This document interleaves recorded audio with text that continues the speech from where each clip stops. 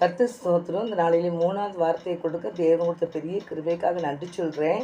அதோ உன் மகன், அது இதோ உன் தாயின்னு சொல்லி யோவான்கிட்ட சொல்கிறத நம்ம பார்க்குறோம். தன் தாய் என்ன செய்கிறாங்கன்னா, ஏசப்பா சிலுவையில் இருக்கும்போது இவன் தொங்கிட்டு இருக்கும்போது அம்மா அழுகிறத தூரத்துலேருந்து அவர் பார்க்குறாரு. பார்க்கும்போது யோவானை கூப்பிட்டு சொல்கிற காரியம் என்னன்னு கேட்டிங்கன்னா, வசனம் போட்டிருக்குது 19ஆம் அதிகாரம் யோவான் 19:26. அப்பொழுது இயேசு தம்முடைய தாயையும் அருகே நின்ற தமக்கு அன்பாயிருந்த சீசனையும் கண்டு தம்முடைய தாயை நோக்கி, ஸ்திரீயே, அதோ உன் மகன் என்றார். பின்பு அந்த சீசனை நோக்கி, அதோ உன் தாய் என்றார். அந்நேரம் முதல் அந்த சீசன் அவளை தன்னிடமாய் ஏற்றுக்கொண்டான் அப்படின்னு சொல்லி வேதத்தில் பார்க்குறோம். இது ஏசப்பாவுக்கும் ஏசப்பா அம்மாவுக்கும் இதில் யோவானுக்கும் வந்திருக்கிறதுக்கு ஒரு உரையாடல். ஆனால் பார்த்தீங்கன்னா, அந்த சிலுவையில் போகும்போது கூட தாயின் அழுகையை பார்த்து அந்த தாயை நினச்சிறாங்க பார்த்து அழுகிறார் ஆண்டவர். பார்த்துட்டு சொல்கிறது யோவான்கிட்ட கையில் ஒப்படைக்கிறார். ஒரு பொறுப்புள்ள தகப்பன் அந்த பொறுப்பு தாயை ஒரு பொறுப்பாக கையில் நல்ல ஒரு மனிதன்ட்டு ஒப்படைக்கிறார் ஆண்டவர். அந்த இதுதான் நம்ம பார்க்குறோம். என் அன்பு சகோதரி அவர் சொல்கிறது, உன் மகன் உன் தாய் என்றார். அவர் சரீரத்தில் மாத்திரமல்ல வேதனை அனுபவிக்கவில்லை, ஆத்மாவிலும் வேதனை அனுபவிக்கிறார். அவர் சரீரத்தை மாத்திரம் இல்லை, ஆத்மாவிலையும் தன் வேதனை அனுபவிக்கிறார். தன் தாயை குறித்து ரத்த சிந்துற நேரம் சிந்திக்கிட்டே இருக்குது, ஒழிக்கிட்டே இருக்குது. சுற்றி சிலுவைக்கு கீழே பார்த்தீங்கன்னா அவ்வளோ கேலி பண்ணுறாங்க.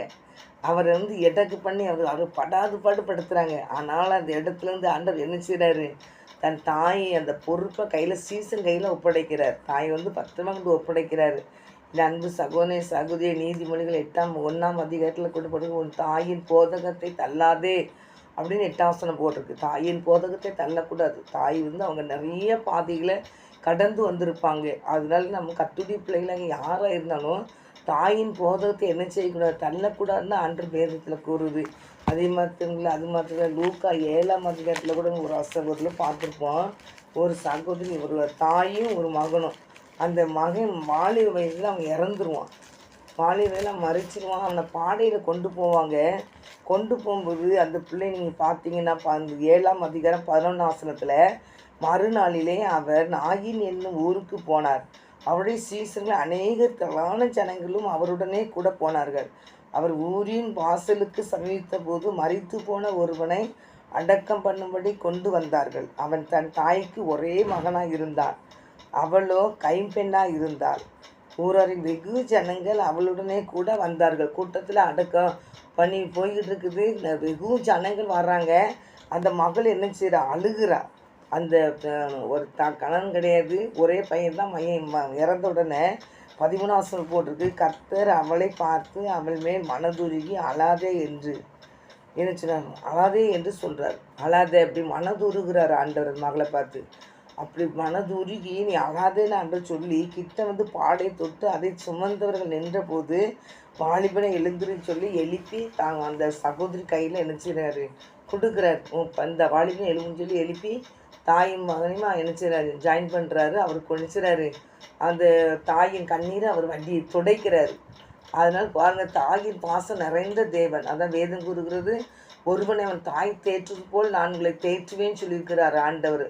அந்த தாயின் பாசம் அவருக்கு தான் தெரியுது. அதனால் பாருங்கள், தன் தாயையும் யோவான் கையில் ஒப்படைக்கிறாரு. யோவான்கிட்ட சொல்கிறாரு, அதோ உன் தாய் அப்படிங்கிறாரு. மரியாள்கிட்ட சொல்கிறாங்க, இதோ உன் மகன் அப்படின்னு சொல்லி அந்த பொறுப்பை நினைச்சுறாங்க. ஆண்டவர் யோவான் கையில் கொடுக்குறாரு தான் தாயின் பொறுப்பை. அதே பொறுத்து இப்போ மரித்து போன வாலிபனை கூட அந்த தாய் அழுகிறத பார்த்து அந்த வாலிபனை தட்டி எழுப்பி அந்த தாயிட்ட ஒப்படைக்கிறத நம்ம பார்க்குறோம். ஆனால் தேவ பிள்ளைகளாக யாராக இருந்தாலும் உன் தாயின் போதத்தை நீ என்ன செய்யக்கூடாது, தள்ளக்கூடாது.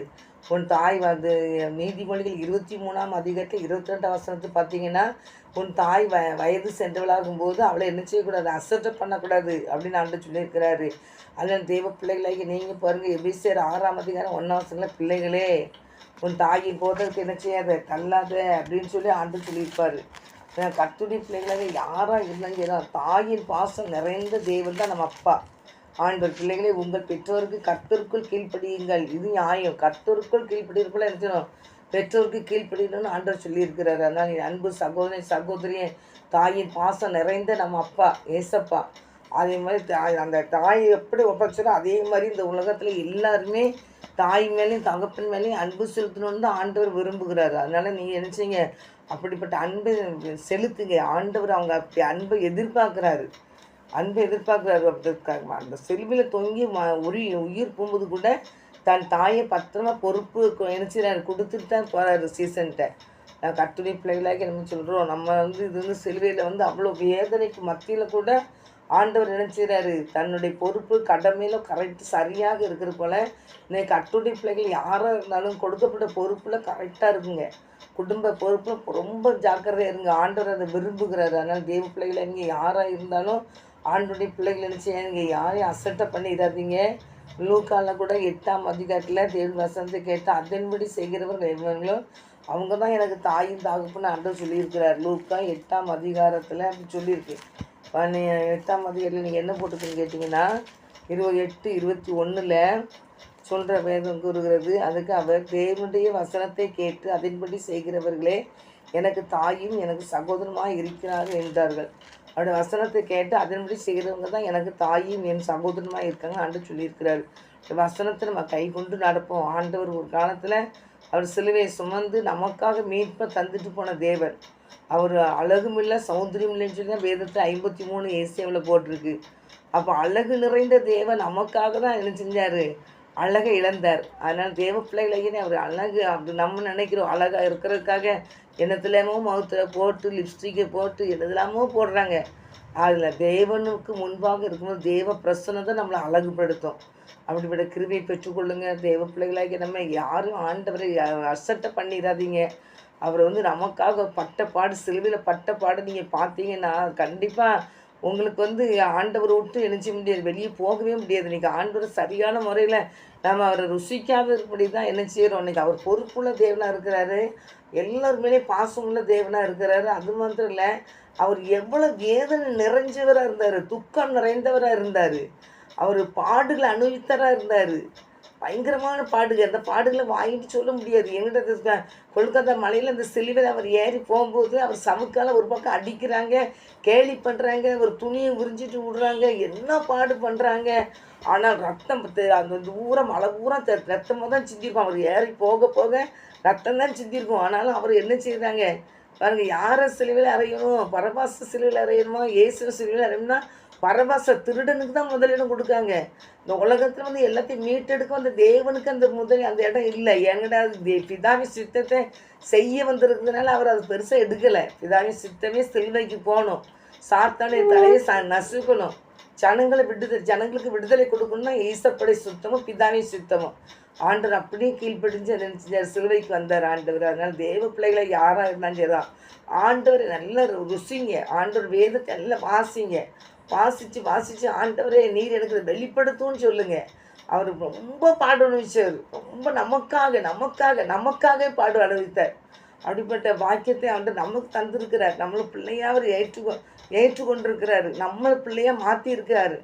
எதுக்காக நம்ம பரலோக ராஜ்யத்துக்கு போகணுங்கிற அதே ஆசை அதே வாஞ்சம் ஆண்டவருக்கு இருக்கிறதுனால நம்மளை மீட்டெடுத்துக்கிட்டு இருக்கிறாரு.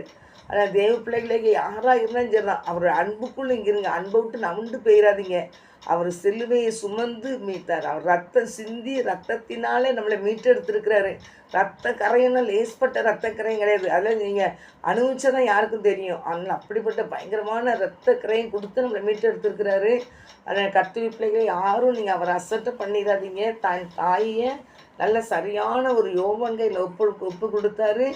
அந்த ஒவ்வொரு பிள்ளைகளும் வேதத்தில் பார்க்கும்போது கண்ணீர் வடிக்கிற பிள்ளைகளை அவர் கடந்து போக மாட்டார். கண்ணீர் வடிக்கிற ஒவ்வொரு பிள்ளைகளுக்கும் இறங்கி அந்த பிள்ளைகளுக்கு ஆறுதல் படுத்தி அவங்களை சமாதானப்படுத்துறது தான் ஆண்டவர்.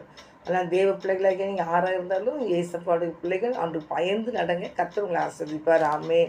அதோ உன் தாய் இதோ உன் மகன் என்று ஆண்டவர் சொல்லியிருக்கிறார். அதனால் ஆண்டவர் அப்படி பொறுப்பை நம்மளும் அந்த பொறுப்பை பெற்று எடுத்து நிதானமாக அந்த உலகத்தில் போவோம். கர்த்தர் நம்மளை ஆசீர்வதிப்பார். ஆமே.